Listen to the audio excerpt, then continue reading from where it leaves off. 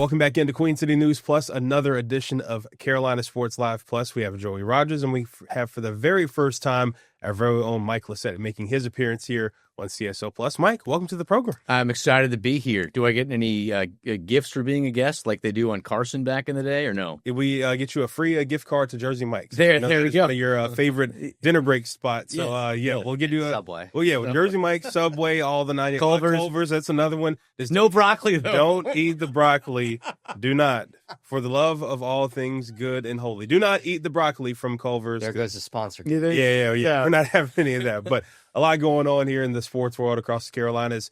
Carolina Panthers beginning OTAs this week. Our first look at the entire roster. For the most part, there are some absences this week. They are voluntary workouts, but our first look at the roster overall. And Joey, you actually found an interesting article. So one of the main outlets putting out the 100 most important players in the NFL right now. The Panthers having 3 on that list: Bryce Young, Tedero McMillan, and J.C. Horn, who recently signed his big contract. Guys, do you think they got that right, or is there somebody that maybe they missed off on that list that you feel like is more vital to this team and their success?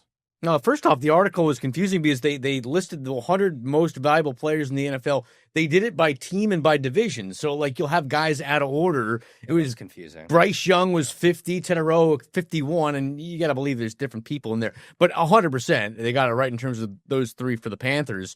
Bryce Young is without a doubt the most important person on the Panthers. You saw what happened last year when Bryce Young was not playing up to what they'd hoped that he'd be.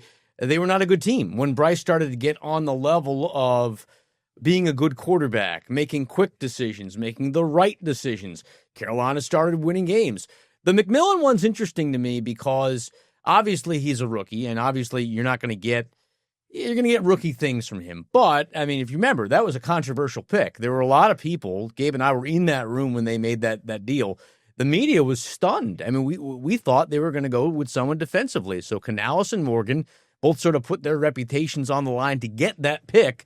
So from that perspective, yes, he is very important to their job security. If he's a bust, people are going to be looking right at them. Absolutely. I mean, you mentioned, just how we felt when the draft was made, because you got to think about it. We know that this defense struggled, mightily last year. They gave up the most points in NFL history. So you thought all along they have to go with a defensive player, whether it be on the interior or edge rusher there at 8th overall. They didn't. They feel like they got first-round talent in day 2 in Nick Gordon and Princely Umamielen. The jury's still out on both of them. We'll see how they can come in and contribute as well. But I'd have to disagree. I don't know if T-Mac is up there yet as far as one of the top 3 most important players. I think you have to look at the guy that they're getting back from injury this year. Derek Brown went down towards meniscus in week 1 last year. That was a huge blow to the season. When we all got that news the day after that Saints game, 1, you have a 37-point loss the day before, and then 2, you lose, arguably your Pro Bowler from the season before, one of your main guys on the interior of the defense. Derek Brown, getting him back this year is pretty much like getting an additional first-round pick if you think about it, because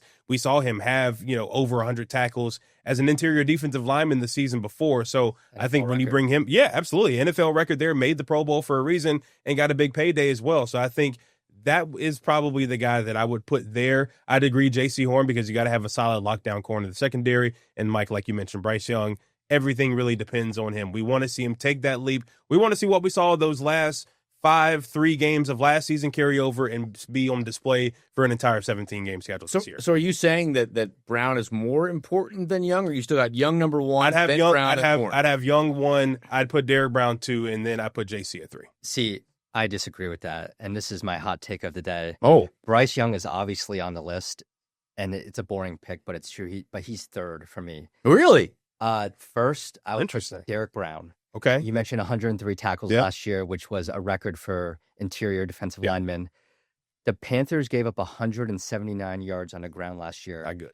That was obviously the worst in the NFL, and it's historically bad. It was 38 yards more than the second worst team. Boy. That's almost half the field. Yeah. And if you can't stop the run, you're pretty much going to be in for a long day, for the most part. And also, Derek had 1 good year. He's kind of been building up his career, but 2023 was his breakout year. He needs to prove it, right? He got a $96 million extension last offseason. He needs to prove that he's worth this money, and I think he will. But kind of another guy for me that I really like is Chuba Hubbard, and let me tell you why. Okay. This offense may revolve around Bryce Young, Mhm. and that would be right to say, but that would also be wrong to say, because if the Panthers can run the ball well with two backs that had 1,000+ yards last year, Good point. they're going to take so much pressure off Bryce And Young. we know how much Dave loves running the ball too. And also, I think, look at another guy that has something to prove, Icky. He Yeah. was at his best in 2022 when they had a zone blocking scheme and they ran the ball. Mhm.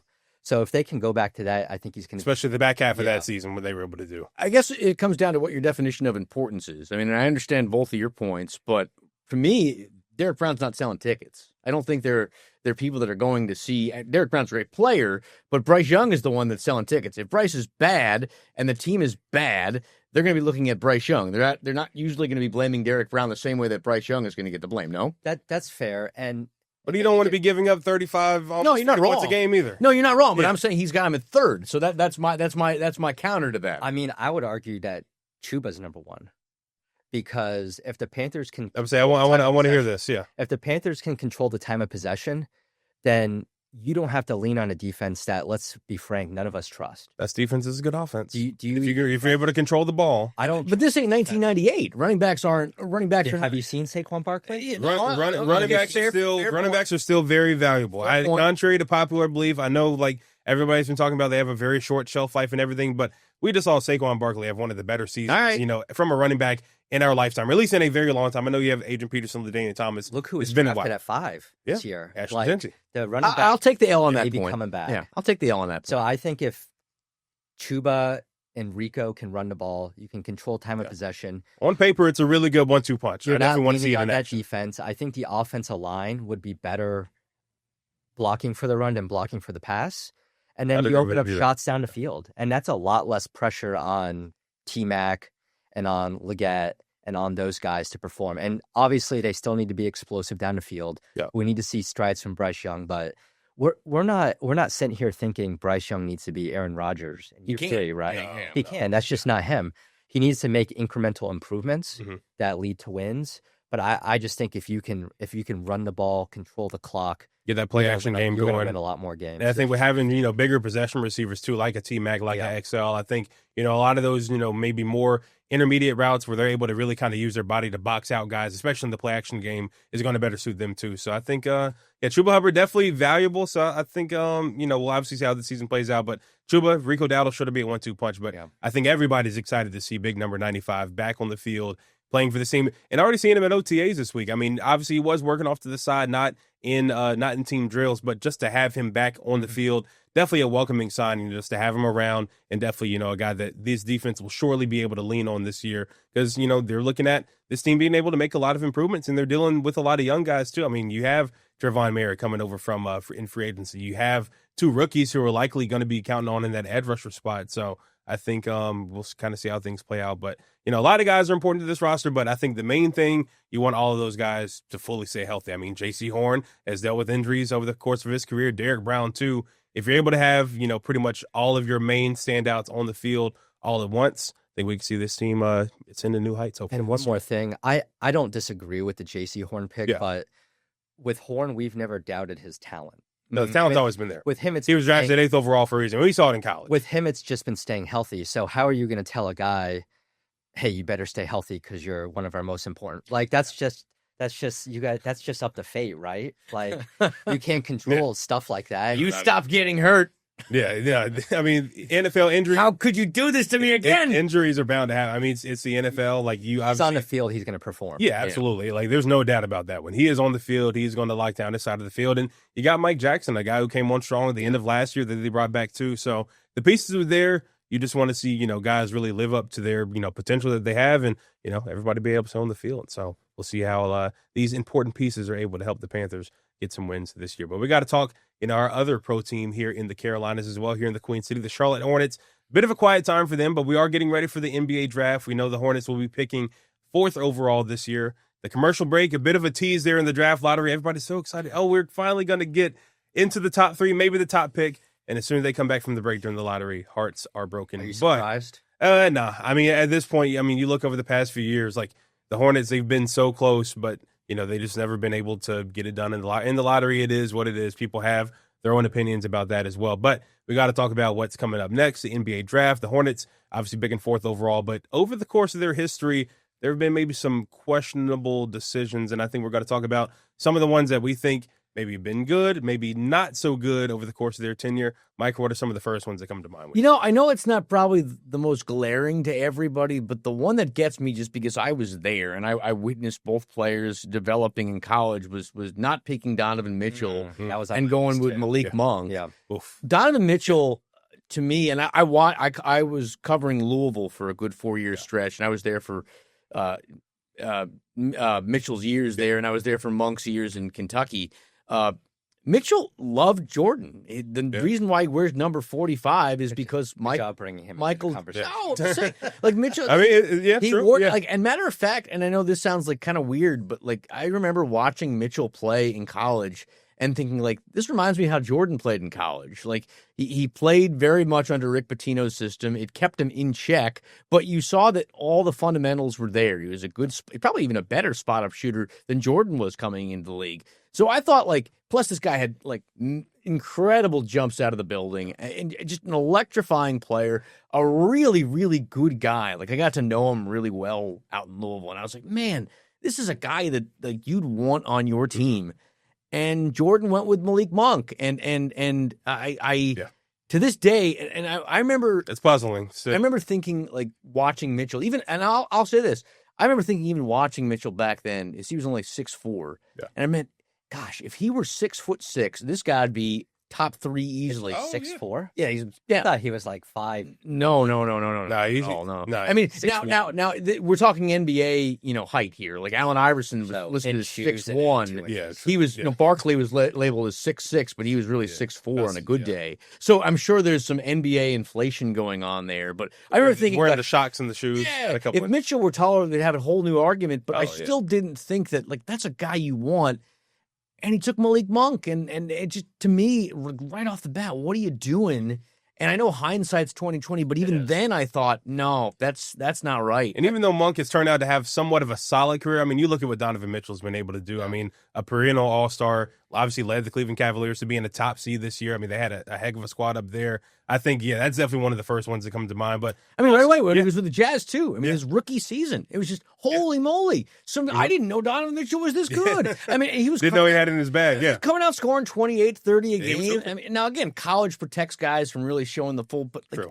Because you're not going to see a guy scoring that much a night in college. To me, it was all there. He was a fundamentally sound player that also had incredible athletic ability. He was exactly what you'd want in a young player, and he just dropped the ball. I got to look at, obviously 2012 is the first one that comes to mind, when you could have had a chance to get Bradley Beal or Damian Lillard, and you end up with Michael Kidd-Gilchrist. I know that the hype was there. Him and AD had a heck of a tandem there. Kentucky won the championship for a reason, but, I mean... the guy with one of the worst jump shots I've ever seen. Your form's better than him. Yeah, and you should see me on a Tuesday at Frazier Park. It's pretty bad. I shoot like Sean Marion, maybe worse. But I think when you look at that 2012 draft, there was so much talent coming out of that draft. And honestly, I mean, a lot of the hype was about, obviously guys like Anthony Davis, even Austin Rivers as well. But when you think about Damian Lillard and what he's been able to become, and hope he has a speedy recovery from his Achilles. Tough to see him go down as a veteran too. But coming out, I mean, I know Weber State, a small school, not the sexiest pick, but this guy's turned into being one of the better players we've seen, over the course of the past 10, 15 years. Even Bradley Beal, who's still having a solid career as well. That was truly one of those where you just kind of think back to what if, because you think if they're able to get one of those guys in that draft Kemba. And how and pair him, you pair Dame with Kemba. I mean, think about that in the backcourt. It's over. Even the Dame and even Bradley Beal as well, what they're able to do. I think that's one of the first ones that comes to mind. And, you just think back and man, kind of like Mitchell. What could have been, you think about it? Here's a question. Do you blame Jordan for not taking Giannis? No, because how many teams passed on Giannis? It's that. I think everyone always likes to say that. Fell to 15 that year? Yeah. He took Cody Zeller. For every Giannis, there's 50 international players that you don't know about. Look at Joker. 11. Joker got drafted in the second round during the Taco Bell commercial. I mean, who would have thought? Now he's a 3-time MVP, a champion too. Like you said, for every guy, there's so many teams that passed him. So I can't really put the blame on him too much for that. Well, you guys had 2 of my guys. The third one I'll say is 2015. Frank Kaminsky at 9 over Devin Booker, who was 13th. Ooh. See, but I watched Devin Booker. He was a Zilch fan in college, right? Yeah, I watched him play at Kentucky. And again, this is why I'm not a scout. But I'll say this, like, Booker wasn't wowing me. He wasn't scoring 71 in Lexington. He was coming in scoring like 15. He was coming off the bench, too. I mean, that team was stacked. But it's just crazy. That to me is one I thought I could miss that. 20 minutes a game. He just didn't show me much. He didn't show me, like, at the time. I think Kaminsky was showing more. I didn't think that was like, I didn't look at that and say like, oh man, they blew that one. Kaminsky was hooping. I won't lie. I mean, he was hooping. He took that Wisconsin team to the top. I mean, they beat Kentucky that year, didn't they, in the Final Four before losing to Duke? I'm pretty sure. So, but I mean, you got to think about. I mean, Devin Booker. I think, like we've said, I mean, it's a lot of hindsight there, but that's one of those ones where you think about, man, like you kind of drafted more for what you've seen as opposed to the potential as well. Because some GMs, I mean, and owners, they look at things differently. Some draft on what guys could be, and others like look at what they've been able to see, whether it's, their high school, college, whatever it is, and just kind of draft off that. But I'm really proud of you guys because I thought, Mike, you were going to go with two obvious things, and you didn't. You did your research. I thought you were going to say the SGA trade. I mean, that was bad. But again, but they got Miles Bridges. Yeah. Miles Bridges, and then obviously you have the Kobe. Blade Diva. Yeah. And I thought you were gonna, but nope. You did your research. I mean, that just shows they picked Kobe. I mean, that just shows the they amount. Picked SGA too. Yeah. That just shows the amount of blunders that they've had. The crazy thing was, like, before 2001, if you look at like the Hornets draft history, they did pretty darn well. I mean, even like obviously everyone knows Alonzo Mourning and Larry Johnson, but like, some of the guys they picked, Rex Chapman, J.R. Reed. I mean, these were like valuable, loyal NBA bench players that could provide a spark. Some of them turned to starters. Some of them were starters that became bench players. I mean, they always, in those early years, picked great. And then somewhere along the way, they lost their way. And what's funny to me about that is, and I know Joey always teases me that I always bring it back to Jordan. They even laugh. But I mean, like, Jordan, like, just hammered Jerry Krause, just being a horrible drafter. And for the most part, Jerry Krause was not a very good drafter, obviously the Scottie Pippen deal and stuff like that. But Jordan was 1,000 times worse. I think, always envisioned players that, like, I'd like to play with that guy. Mm-hmm. And like, he forgets that he's not the one in the center of the universe. Yeah. So, like, you're making the decisions. You're not the one on the court every night. Those spot-up shooters are great when you got a guy drawing doubles, but if there's no one to draw doubles, they're just standing around waiting for the ball. You think it's harder to scout talent in the NBA or the NFL? Because I feel like it's NBA. Wow, that's a good one. That is really one tough. And dones. Yeah, and then you just don't know how that, because the college game is so different than the NFL game. I mean, the college game in basketball is different than the NBA game. I would say it probably is harder to scout for NBA. I would say, because there's a bit of an easier segue with the way that football has evolved into more of like a passing game and like obviously more of a quarterback league. I think there's more, because like they're getting a lot. Basically, the NFL is getting a lot from college. What the college game has become, we're seeing that translate to the NFL, which I think is maybe easier to scout talent there. Whereas college hoops, it's still maybe somewhat a little old school to an extent, and more, I would say they probably play a little bit better defense in college, if we're being honest. So I think it might be a little bit, I'd say, easier to scout from football to the NBA, in my opinion. I would agree. Mike? Yeah, you got me. Yeah, I would think so. It's a pretty interesting, I mean, that was that's a good point too. I think, you think about just how the NBA now, I mean, you're scoring 120, 130 sometimes a night. You're not seeing that in college. Whereas, a lot of these NFL games are becoming a little bit more higher scoring compared to how we've seen in college over the years. But guys are, I mean, to knock it, to blame it all on defense. I just think guys in college are as great shooters as they are in the NBA. I don't think everybody defense is that bad in the NBA. I don't think so. I think everyone always knocks it and they say how bad. I mean, now granted, there are some nights where shooters are better, and there are some nights where I'm like, okay, guys, you watch a Hornet game, a bad Hornet game, they're not giving it everything there. But I think most good teams lock in and play good defense when it matters. Players just make shots more. Players are more talented or more athletic. It's just they just make shots better now than they did 20 years ago. Do y'all think overall the NBA is in a good state right now? Do you think there's anything to fix it? I do. Yeah. I do. I think Even as a basketball player, you think? Yeah, no, I do. I think. I mean, shorten the season. Well, that's never going to happen. I But I think the big thing is you got to give, and that's the problem in regards to what I'm going to say. You've got to give the defense more help. I just think the defenders are so just handcuffed by all kinds of offensive rules that NFL too. I think you'd have to prevalent in both leagues. I mean, I understand why they did it because there was a period in the late 90s, early 2000s where it was just really bad. It wasn't very good basketball. The game was changing and they didn't necessarily know how to adapt. And now the game's evolved and they've evolved better than the rules. So it's like NASCAR. I mean, you always have to find a way to govern it. You know, you don't want one car to be too much better and you want to restrictor plates. And I think there needs to be a better way to help defenses because I don't want to see a 154, 136 game. No. Maybe in the All-Star game, but not regular season or playoffs. I know your answer to this, but I think most people don't want to see a 95-20 game. I know you. No, I don't want to see like a 7. Now again, if we see like 87 79, and we got to a point where we were doing that. Like that Spurs, was bad. Pistons. Yeah, no. Yeah. I mean, again, I think a good 1-0, a good team averaging 103 a game is a good like a good 110, 105. Yeah, like I mean, that to me is fine. Yeah. I mean, there has to be just some back and forth, some push pull, and we're not getting much pull.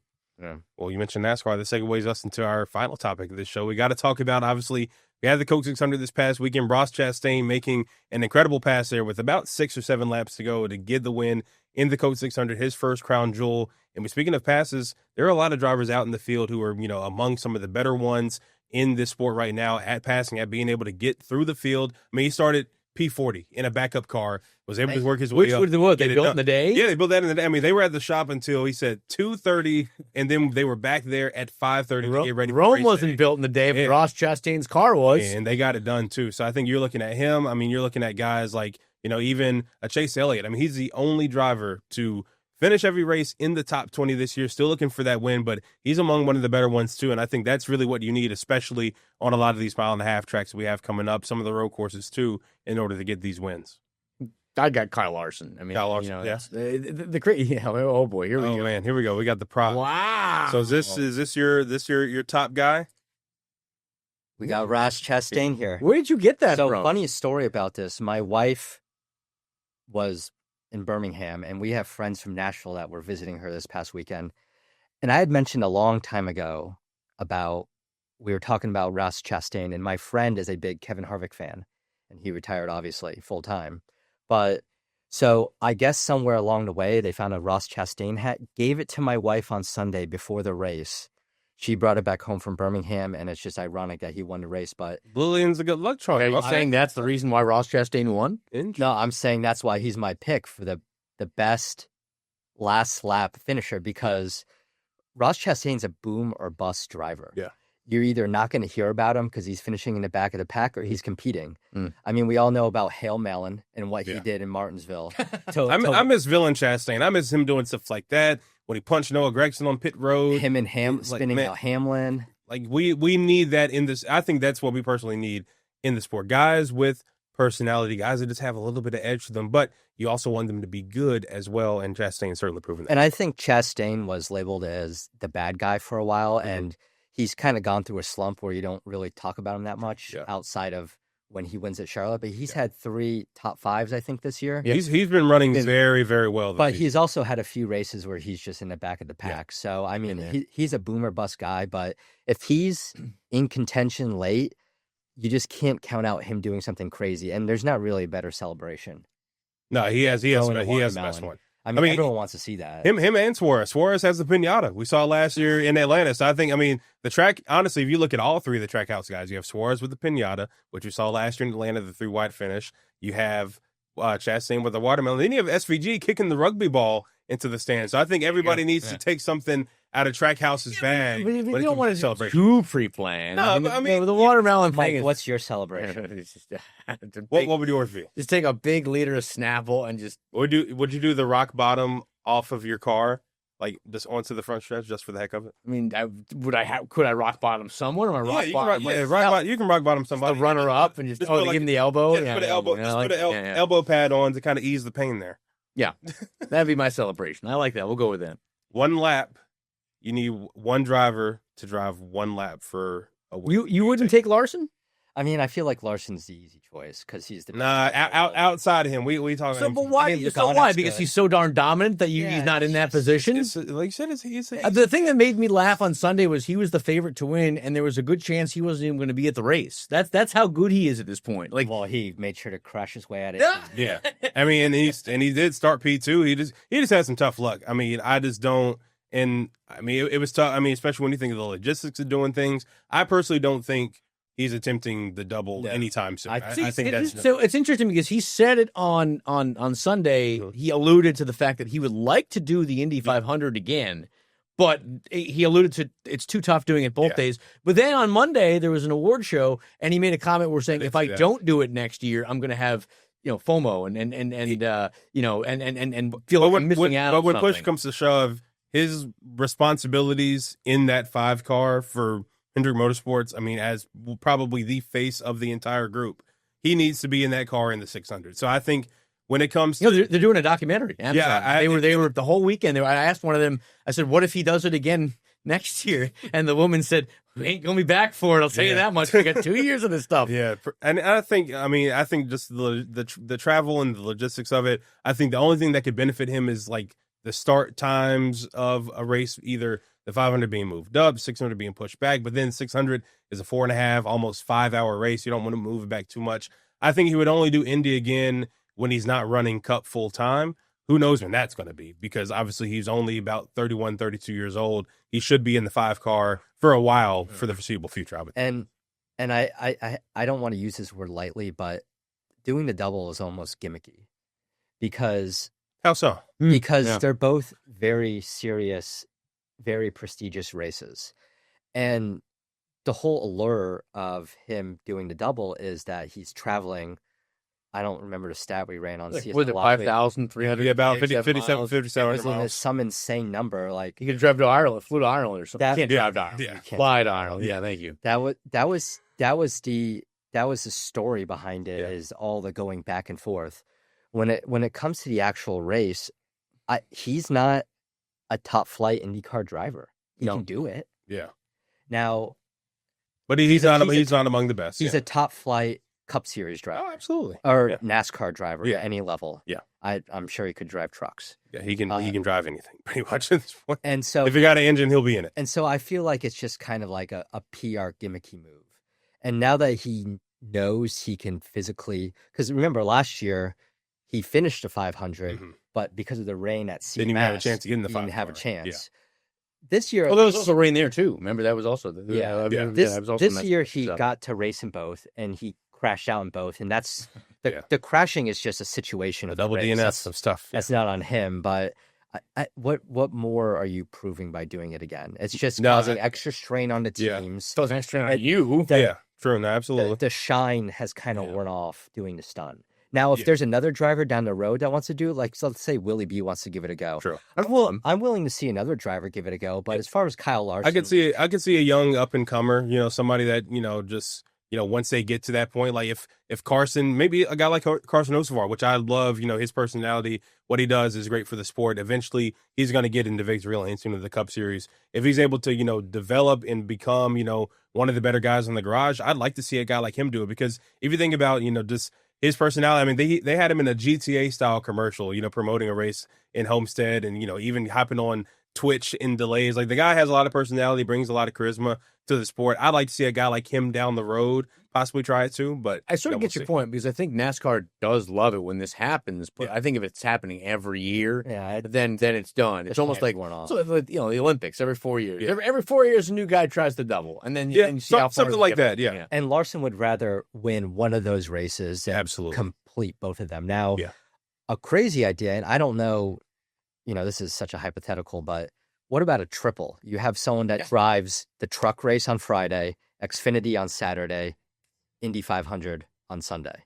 The Indy or Coke? No, Indy. Oh, interesting. So you're getting 3 different. Because he almost completed the triple at Homestead, and I want to say Bristol too, where you ran into 3 and nearly. So you're in 3. You're in a truck. Okay. You're in a car, and then you're in whatever you call an Indy car. And that takes away. I don't know if that gets as much. That's pub. And I think I think it it's, depends on the driver. It's partly because you're doing 2 in one day. Yeah. I think that's the thing. Yeah, and I mean, winning a truck race, I'll just All right. Well, What's wrong with winning a truck race, mean, huh? I mean, now I think if he were able to do all 3 NASCAR National Series in a weekend, like say he wins Truck Xfinity, then wins the 600, that would be pretty. But it's like, if you're, I just don't see the allure of it if you're doing that. But it would kind of be helpful on him because you're doing something in Charlotte Saturday. You can fly to Indy right after. You don't have to deal with the back and forth. But you're also missing the crown jewel, arguably the second biggest race on the NASCAR schedule as well. But I think it'll be nice to see him do it again at some point. I just don't think it'll be next year, but we'll have to see. Maybe it'll be like, you know what? Like Vince Carter said, I think I got one more in me. And he came back for his 22nd or 23rd. Yeah, it could be that too. But eventually he's still obviously going to be in the playoffs, going to be a force to be reckoned with down the line. Next stop for NASCAR in Nashville. All 3 races under the lights this weekend, so that'll be pretty cool too. But got a lot more coming up when we see you again on CSL Plus. For Joey Rogers, Michael Lissette, I'm Gabe McDonald. We'll see you next time here on Queen City News Plus.